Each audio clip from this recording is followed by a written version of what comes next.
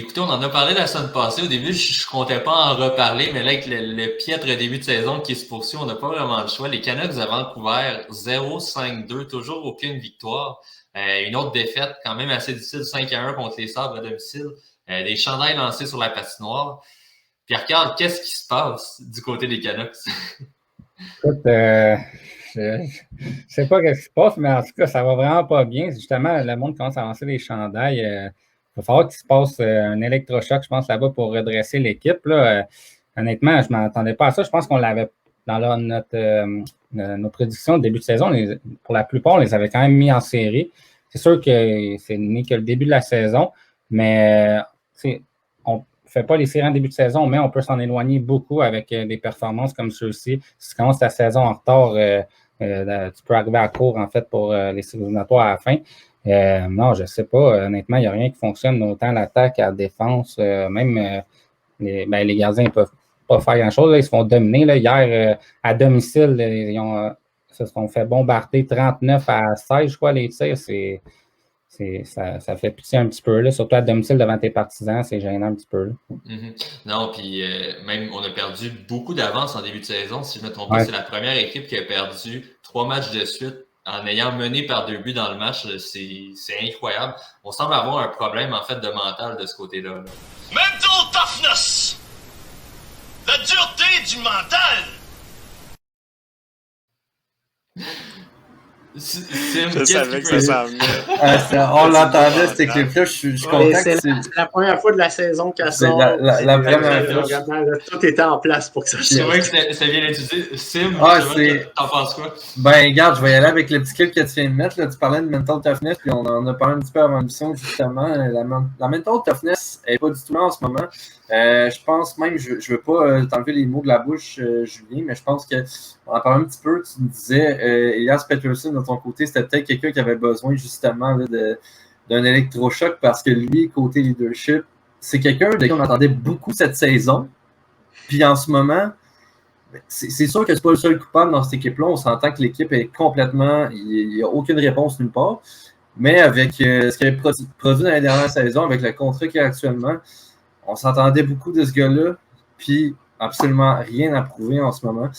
Fait que je me demande vraiment ce qui se passe avec l'équipe. Puis sincèrement, j'ai pas de réponse en ce moment. Pour les Canucks de Vancouver, ça va pas. Est-ce que le problème, justement, peut être un problème de leadership? Parce que on voit quelques joueurs frustrés du noyau. On peut penser à JT Miller, Bo Horvat. On semble être fâché, en fait, de la situation actuelle. Puis, je rappelle, JT Miller vient de signer un contrat à long terme avec l'équipe. Donc, ça part pas sur des bonnes bases, j'imagine, Julien. Ben, c'est sûr que ça part pas sur des bonnes bases quand, probablement qu'il s'est fait promettre des choses, évidemment, mais tu sais, sur papier, là, moi, je regarde la formation. Honnêtement, on est supposé être bien meilleur que ça. Là. Écoute, l'année passée, on était supposé être meilleur, puis cette année, on est supposé être meilleur. Puis, tu sais, même côté leadership, je suis quand même surpris, déçu, parce qu'il y a quand même des gros piliers au niveau du leadership dans cette équipe-là. C'est sûr qu'il y a beaucoup de jeunes, mais tu sais, c'est quand même, ça ne part pas de zéro. On en a quand même perdu quelques-uns, là, je peux dire, on appelle ça des travaillants, là. Tyron Mott, en était un, entre autres, mais honnêtement, Bo Horvat, JT Miller, Ekman Larson, ça, c'est des gens quand même identifiés avec du leadership. Mikheyev, il a toujours été bon dans les deux sens de la patinoire, mais c'est sûr qu'il est quand même souvent blessé. Mais honnêtement, c'est décevant. Puis Demko, là, c'est un excellent gardien de but. L'année passée, là, ça aurait pu être encore plus désastreux pour Vancouver. C'est lui qui est né. En fait, je vais revenir sur la défensive. On a quand même perdu des gros morceaux, puis c'est une défensive très offensive. Je pense qu'elle est très poreuse. Bruce Boudreau, c'est un coach offensif. Qui défensivement, il a toujours eu beaucoup de difficultés avec, entre autres, Washington, en série surtout. Quand il y avait un gros échec-avant de l'autre équipe, la défensive, elle ne savait plus trop donner de la tête. Je trouve qu'on a un peu aussi, nos piliers, on s'entend à la défensive, c'est Hughes, Pinkman, Larson. C'est pas les meilleurs dans leur zone. Hughes, particulièrement, c'est catastrophique. Donc, c'est sûr que quand tu donnes des petits passes droits à des gens talentueux comme Hughes, qu'il faut comme un minimum requis pour rester dans la Ligue nationale défensivement, acceptable, puis qu'il le fait pas, puis que tu as d'autres aussi joueurs, Brock Besser qui a eu ses difficultés, Peterson aussi qui fait pas souvent ses replis. C'est peut-être du coaching, c'est peut-être du leadership, va savoir, mais oui, il y a quelque chose qui ne marche pas parce qu'au niveau de la qualité des joueurs, tout est là. C'est juste qu'il manque des morceaux. Puis ça va être au DG d'ajuster ça. Marc-Antoine, point de vue coach, comment tu vois ça? Ben, moi, je sais pas, point de vue coach, mais ça a l'air tellement difficile de jouer au Canada, là. Toutes les équipes, ça a l'air compliqué de jouer au Canada. Tu sais, je veux dire, je regarde, tu sais, justement, Calgary, il y avait la meilleure ligne pour moi. C'était ma ligne préférée avec celle de Pasternak, Bergeron, Marchand. On quitte pour moins d'argent parce qu'on veut tellement pas être à Calgary. Je veux dire, ça a l'air extrêmement difficile. Puis Vancouver, c'est un marché qu'on sait qui est difficile. Il y a des choses que je ne suis pas certain de comprendre, comme J.T. Miller qui est sur le bloc, le trading block, là, sur le marché pour être échangé. On ne le sait pas, c'est plus via des insiders, mais soudainement, on lui donne une prolongation de contrat. Là, après ça, Besser aussi, on souhaite peut-être l'échanger. On lui donne une prolongation de contrat. Première affaire qu'on sait, il manque le capitaine, que lui, il n'a pas de contrat. Il y a quelque chose là-dedans de OK, mais pourquoi le capitaine n'aurait pas un contrat? Il y a plein de choses visiblement qu'on ne sait pas, puis ça a l'air très difficile à gérer, tu sais. Puis même où Ekman Larsson, il part de Phoenix, il arrive à Vancouver, il est en train de vomir sur la glace et de la misère à faire la moitié de la pratique. Il y a beaucoup de choses comme ça que tu fais, OK, c'est quoi qui se passe là? Ça a vraiment l'air de... Je n'utiliserai pas des expressions que je regretterai, là, mais ça a l'air pas facile. C'est pas la meilleure défensive. J'ai pris des petites notes, mais Ekman Larsson, Myers, Burroughs, Rathbone, Brisebois, Shen...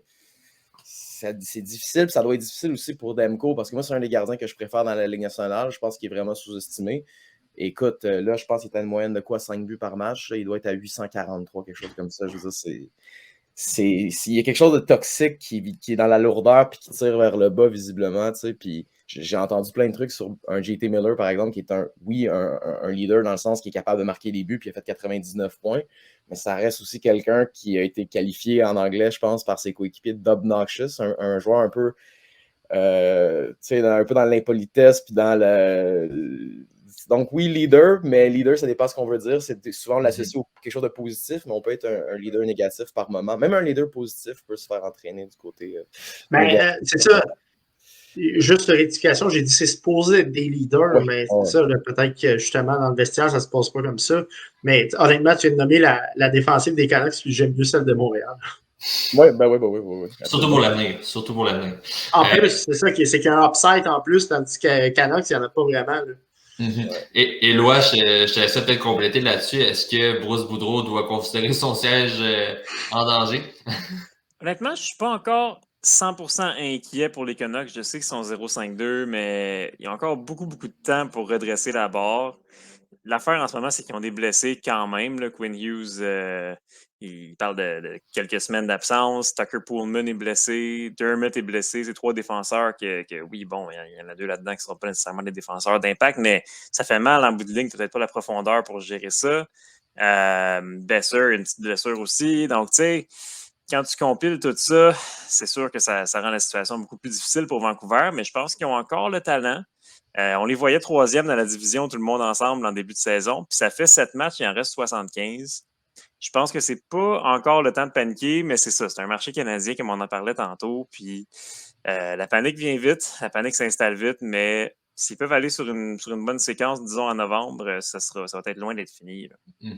Je vous nomme 4 équipes pour compléter ce segment qui connaissent un début de saison quand même impressionnant. Je veux savoir laquelle vous impressionne le plus depuis le début de l'année. Donc, on va aller les Golden Knights qui ont une fiche de 5-2 présentement, qui sont au sommet de leur division. Les Sénateurs d'Ottawa qui ont une fiche de 4-2, mais qui ont gagné leurs 4 derniers matchs. Les Sabres de Buffalo également. Et même, on peut rajouter à cela les Red Wings de Détroit. Même, à la limite, j'irais peut-être avec les Stars de Dallas. Je vous en donne 5 parce que les Stars aussi ont un très bon début de saison. Éloi, vu que tu as complété pour l'autre segment, je vais te laisser commencer. Oui, parfait. Donc, moi, je vais aller avec Ottawa. Honnêtement, c'est une très, très belle équipe qui ont construit Ottawa, puis je sais depuis quelques années. Mais pour vrai, c'est une formation qui... Là, ils ont DeBrincat maintenant. Ils sont quasiment pas arrêtables. Puis, je te dirais, ils s'en viennent à un point où ils ont suffisamment de talent pour que le gardien que tu mets dans le filet ait un peu moins d'importance. Donc, honnêtement, c'est vraiment, vraiment intéressant de les voir jouer. Quand l'offensive explose, ils peuvent marquer 2-3 buts en peu de temps, comme on a vu hier soir. Donc, pour vrai, ça, c'est une équipe qui, d'après moi, peut faire des dommages. Peut-être pas cette année parce qu'ils prennent de l'expérience encore, mais dans les prochaines saisons, là, ça va être bon. Simon? Ben écoute, je pense que tu sais où je m'en vais avec ma réponse. Moi, je suis entièrement assumé. Je suis très biaisé à ta question, mon cher Nico. En tant que fan de Détroit, je dirais avec Détroit. Je savais depuis le début de la saison, on a tous vu les mouvements que Yzerman a fait dans l'entre-saison. On a bâti une équipe qui était là pour... En tout cas, moi, j'ai cru et je crois encore, surtout avec les résultats qu'on voit en ce moment aux séries éliminatoires. Ils se battent pour ça. Puis en ce moment, on n'a pas perdu en temps réglementaire. La seule équipe qui n'a pas perdu en temps réglementaire en ce moment. Et les jeunes de cette équipe-là, ma foi, Soderblom, qui est incroyable, je dirais, en ce moment, si on a un joueur sur qui je dois pointer, là, qui est absolument incroyable, c'est bien lui. Mais non, écoute, c'était vraiment une équipe complète. Là, même David Perron en ce moment qui joue de l'excellent hockey. La défense, je dirais, le seul pépin qu'on a, qu'on va devoir travailler si on veut continuer sur cette lancée-là, c'est pas une surprise, c'est les gardiens de but. C'est sûr que, bon, Nedeljkovic, Vilosov, ils font ce qu'on va faire en ce moment, mais je pense que du côté d'Yzerman, si on doit aller plus loin là, à la fin de la saison, il va falloir trouver peut-être un autre gardien de but parce que les choses vont se corser assez rapidement. Marc-Antoine, de ton côté? Ouais, moi, c'est sûr que je regardais ça, Vegas. Ils ont un tandem avec Aiden Hill puis Logan Thompson. Aiden Hill est à 9,34, 2 buts, une moyenne de 2. Puis Logan Thompson, 931, moyenne de 2,03. Je ne m'attendais pas à ça. Là. Puis c'est une équipe que ça aussi, côté leadership, ça n'a pas l'air facile, mais pourtant, pourtant, ça fonctionne pour le moment, le deuxième dans la ligue. Donc, je ne sais pas si ça va durer. Je leur souhaite, grand bien leur face, mais ça m'impressionne, ça m'impressionne. Je suis surpris. Pierre-Carl? Ouais, ben mon choix aussi s'arrêtait sur les Golden Knights de Vegas, entre autres en raison de leur duo de gardiens de but. Avec la perte de Robin Lehner pour la saison, je ne m'attendais pas à ça. Je les avais mis très loin dans le classement. Mais je suis agréablement surpris. Ça semble fonctionner, mais Bruce Cassidy, c'est un entraîneur que j'ai toujours apprécié, toujours bien préparé ses formations. Puis jusqu'à présent, ça tient. Justement, j'ai hâte de voir si ça va durer pour la saison complète. Mais pour l'instant, en tout cas, on peut dire que c'est une réussite. Sinon, il y avait aussi les Sénateurs qui me surprennent beaucoup. On a fait des changements cet été, puis ça semble fonctionner. Donc, je les vois aller en série, mais peut-être pas jusqu'au bout. On va continuer à prendre l'expérience. Julien, pour compléter. Ben moi, Vegas, avec Bruce Cassidy puis tout ce qu'ils ont en avant, des gardiens de but, ils sont supposés d'être bons, même s'ils ont des gardiens de but so-so. Puis je pense que justement, Bruce Cassidy amène beaucoup de leadership, le bout que certains joueurs n'étaient pas capables de prendre. Donc, je ne suis pas étonné du début de saison, mais une saison, c'est 82 matchs. Moi, c'est Buffalo, parce qu'eux, ils n'ont rien. Ils n'ont rien de chez rien. Là. C'est dans toutes les équipes que tu as nommées, c'est eux autres que sur papier, ils n'ont rien. Puis, ils réussissent à performer. Puis, tu vois, justement, ils ont sorti, je m'en allais dire la vermine, c'est pas ça que je veux dire, mais c'est un peu fort comme mot quand même. Mais, tu sais, les Ristolainen, Eichel, là, les mauvais caractères.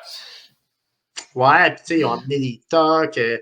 Okposo qui est rendu avec le C puis ça a toujours été un travailleur, même s'il y a eu des blessures. Moi, c'est vraiment un autre qui m'impressionne parce que c'est une équipe excessivement jeune. Aussi jeune et peut-être même plus, surtout à les défensives, là, sont jeunes comme les Canadiens. À l'attaque aussi, ils ont quand même beaucoup de jeunes. Donc, moi, c'est vraiment une équipe qui m'impressionne. Puis je suis vraiment content, justement. Ils ont catché quelque chose que ça prenait pas juste du talent et que ça prenait vraiment du monde avec du caractère, des leaders. Puis c'est ça qu'ils sont allés chercher. Puis ça paraît sur la glace. Tu sais, certains, ils ne feront pas une série cette année, là, mais la progression est bonne. Puis c'est excessivement important quand tu as une équipe jeune d'avoir au moins des joueurs de caractère et avec du leadership. Comme les Canadiens ont d'ailleurs. Reste à voir, en fait, si les Sabres pourront continuer tout au long de la saison parce qu'on le sait, on s'est habitué quand même à quelques bons débuts de saison durant l'ère Eichel à Buffalo. Puis plus la saison avançait, on s'enlissait et on finissait par manquer les séries. Donc, reste à voir et reste à suivre de ce côté-là.